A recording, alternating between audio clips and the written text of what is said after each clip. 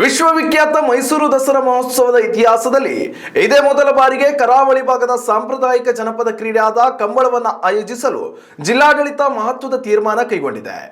ಮೈಸೂರು ಜಿಲ್ಲಾಧಿಕಾರಿಗಳು ಈ ಕುರಿತು ಅಧಿಕೃತ ಮಾಹಿತಿ ಹಂಚಿಕೊಂಡಿದ್ದು, ಈ ಬಾರಿಯ ನಾಡ ಹಬ್ಬದ ಆಚರಣೆಗೆ ಕಂಬಳದ ಓಟವು ಪ್ರಮುಖ ಆಕರ್ಷಣೆಯಾಗಿ ಸೇರ್ಪಡೆಯಾಗಲಿದೆ ಎಂದು ಪ್ರಕಟಿಸಿದ್ದಾರೆ. ಸಾಮಾನ್ಯವಾಗಿ ದಕ್ಷಿಣ ಕನ್ನಡ ಮತ್ತು ಉಡುಪಿ ಜಿಲ್ಲೆಗಳ ಕೆಸರುಗೆದ್ದೆಗಳಿಗೆ ಸೀಮಿತವಾಗಿದ್ದ ಈ ಸಾಹಸ ಕ್ರೀಡೆಯನ್ನ ಇತ್ತೀಚಿನ ವರ್ಷಗಳಲ್ಲಿ ಬೆಂಗಳೂರಿನಂತಹ ಮಹಾನಗರಗಳಿಗೂ ವಿಸ್ತರಿಸಲಾಗಿತ್ತು.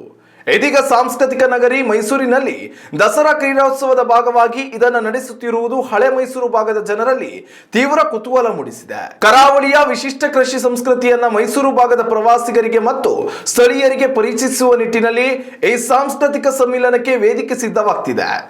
ದಸರಾ ಮಹೋತ್ಸವಕ್ಕೆ ದೇಶ ವಿದೇಶಗಳಿಂದ ಲಕ್ಷಾಂತರ ಪ್ರವಾಸಿಗರು ಆಗಮಿಸುವುದರಿಂದ ಕಂಬಳ ಕ್ರೀಡೆಗೆ ಜಾಗತಿಕ ಮಟ್ಟದ ಪ್ರಚಾರ ಸಿಗಲಿದೆ ಎಂದು ನಿರೀಕ್ಷಿಸಲಾಗಿದೆ.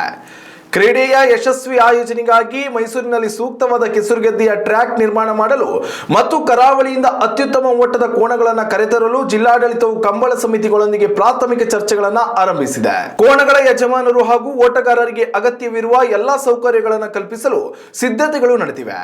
ಈ ಬಾರಿ ದಸರಾ ಕ್ರೀಡೆಗಳ ವ್ಯಾಪ್ತಿಯನ್ನು ವಿಸ್ತರಿಸಲಾಗುತ್ತಿದ್ದು, ಕಂಬಳದ ಸೇರ್ಪಡೆಯು ಹಬ್ಬದ ರಂಗನ್ನ ಮತ್ತಷ್ಟು ಹೆಚ್ಚಿಸಲಿದೆ.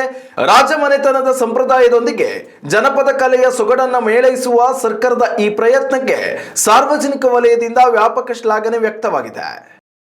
ಉತ್ತಮ ಸಂಸ್ಕಾರಯುತ ಶಿಕ್ಷಣದೊಂದಿಗೆ VSS English medium CBSE school Udupi Muddur. ನರ್ಸರಿಯಿಂದ 10ನೇ ತರಗತಿವರೆಗೆ ಶಿಕ್ಷಣದ ಜೊತೆಗೆ 5ರಿಂದ 10ನೇ ತರಗತಿವರೆಗಿನ ವಿದ್ಯಾರ್ಥಿನಿಯರಿಗೆ ಉತ್ತಮ ಹಾಸ್ಟೆಲ್ ಸೌಲಭ್ಯವೂ ಇದೆ. ನಿಮ್ಮ ಮಕ್ಕಳ ಪ್ರವೇಶಾತಿಗಾಗಿ ಈ ಸಂಖ್ಯೆಗೆ ಕರೆ ಮಾಡಿ.